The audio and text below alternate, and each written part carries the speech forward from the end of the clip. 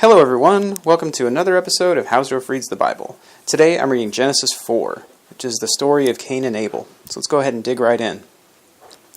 Now Adam knew Eve, his wife, and of course, in the biblical sense, to know Eve, it means he had sex with her, because obviously that's the way you would describe it. Okay. And she conceived and bore Cain, saying, I have gotten a man with the help of the Lord. And again, she bore his brother Abel. Now Abel was a keeper of sheep, and Cain a worker of the ground. In the course of time, Cain brought to the Lord an offering of the fruit of the ground, and Abel also brought of the firstborn of his flock, and of their fat portions. And the Lord had regard for Abel and his offering, but for Cain and his offering he had no regard. Now this is interesting, because this is another one of those things. I remember these Bible stories from Sunday school, and what's actually in the Bible is so much less detailed than what I learned as a kid. It's kind of interesting to me. So the way this story went when I was a kid was, well, Abel brought sort of the pick of his flock, which is what's in the book, right? He brought the firstborn, and it was fat, which is, a prized possession. So that part's fine. But it says that Cain offered the fruit of the ground. But we also know that he was a worker of the ground, so that seems correct, right? The guy who raises sheep brings the sheep. The guy who is a farmer brings, some of his crops. This seems totally reasonable. So it doesn't really explain why God rejected it. Now, the story that I got as a kid was that he was rejected. It was rejected because of what it was, but that doesn't make any sense. Because of course he's going to bring fruit of the ground. That's what he produces. Now, perhaps the problem is he didn't bring enough, or he brought the scraps. That was kind of the story we got. That Abel brought the best sheep.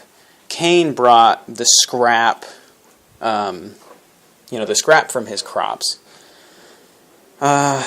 Which is consistent with what's in here, but it's also consistent that he brought good parts of his crops, and God just didn't want crops, which seems kind of crappy.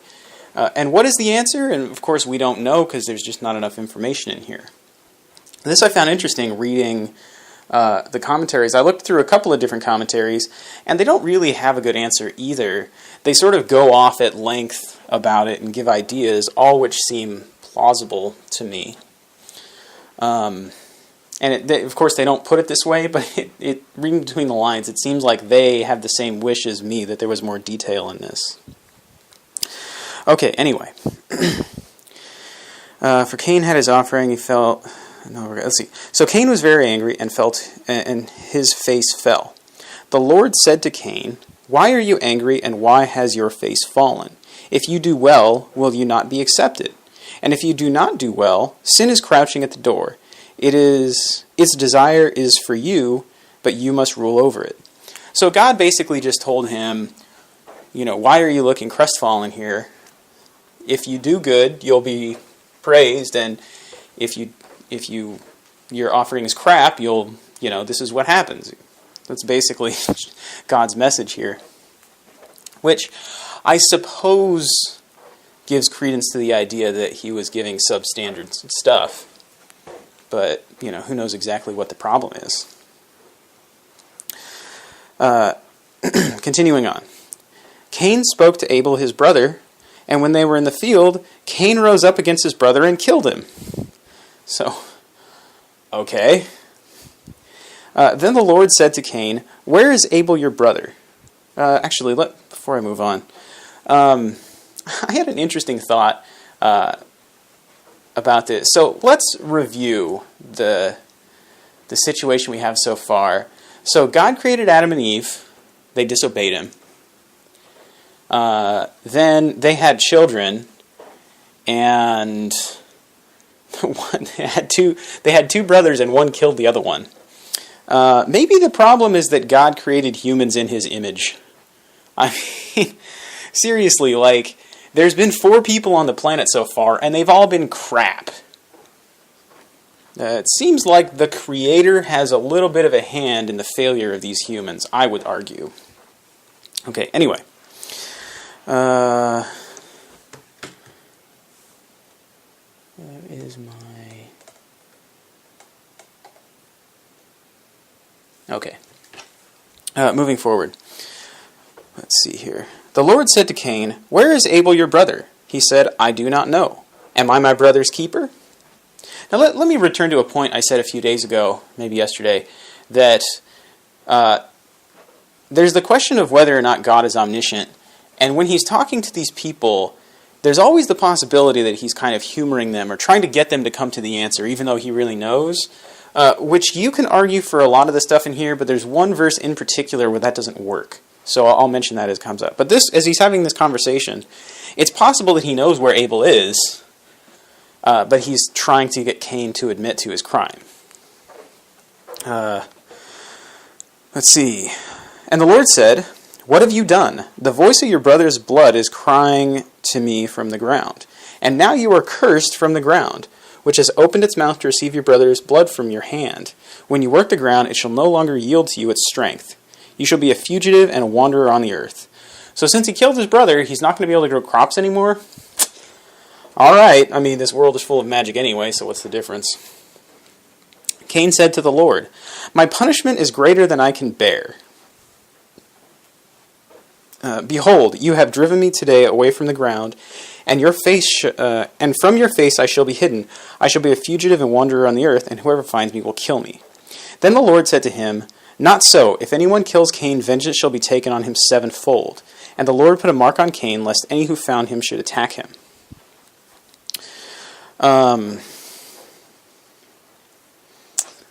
So again, Cain is saying that he's going to run away and hide from the Lord. Perhaps that isn't possible, but Cain is just mistaken. Again, is God omniscient? Maybe, maybe not. Maybe Cain is just, from his perspective, he thinks he can hide from the Lord, but that's not really true. But then we have the following line. Then Cain went away from the presence of the Lord and settled in the land of Nod, east of Eden. That one isn't from Cain's perspective, it's the narrator. It's whoever's writing this. That one clearly says that Cain is out of the presence of the Lord. So that argument just doesn't work anymore, because God is clearly being hidden from. So what's up with that? Apparently God is not omniscient here. And then we move on. Cain knew his wife. Wait a minute. What wife? What the hell are you talking about? So,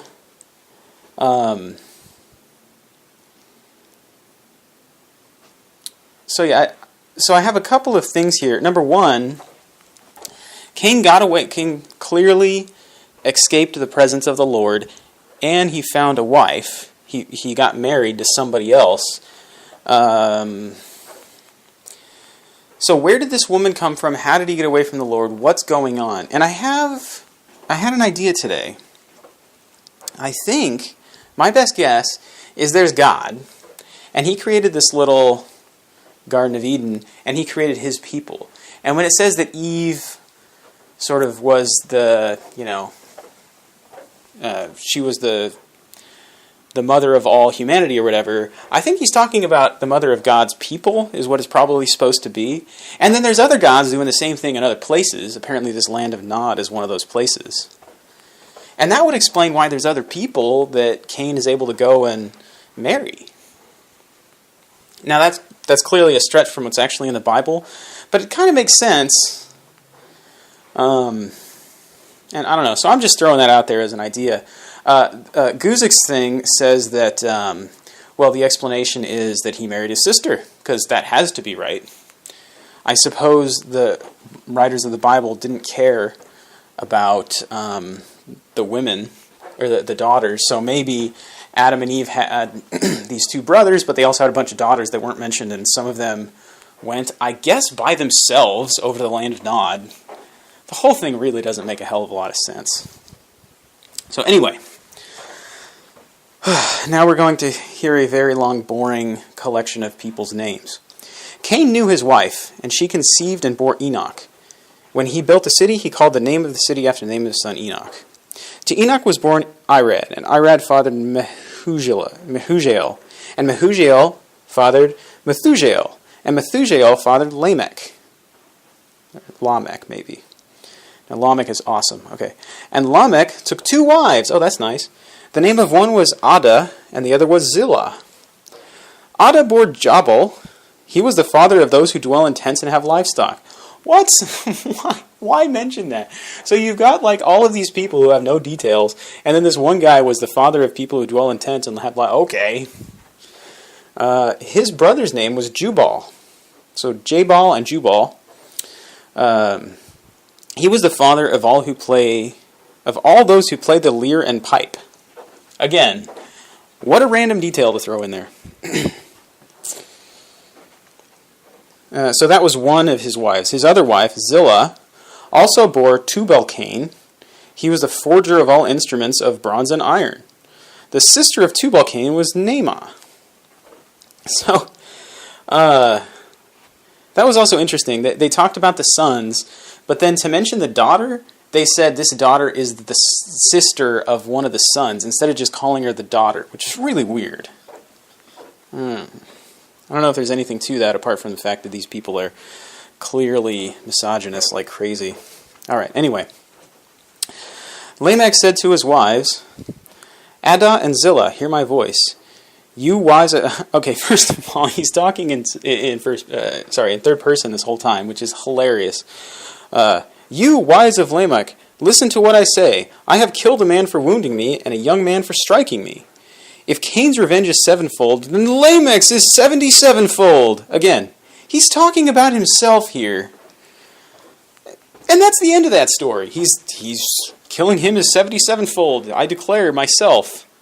Like, what the hell? Alright, anyway. And now we snap back to Adam real quick.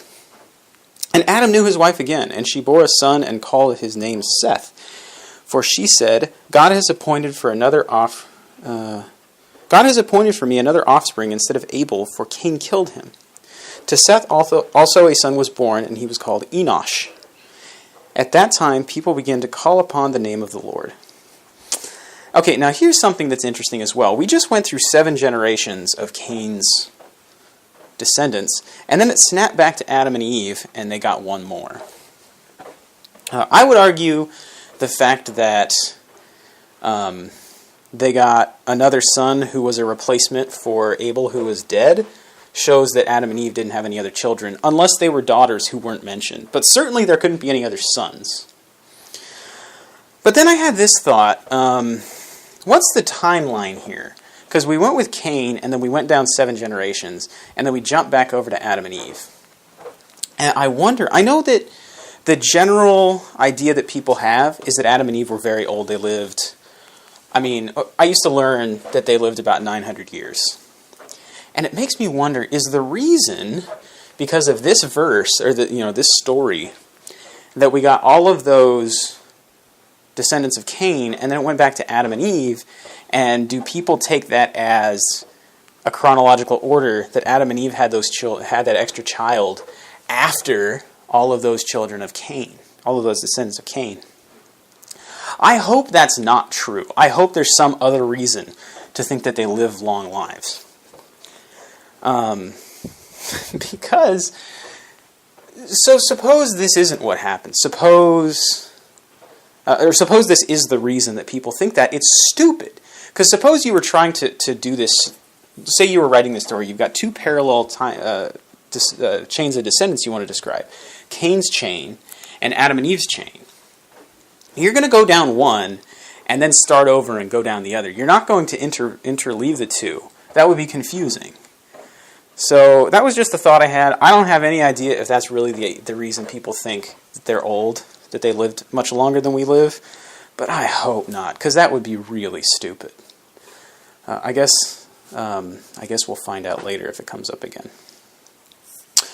All right, well, that's all for today. As always, thank you very much for listening, and I will see you tomorrow.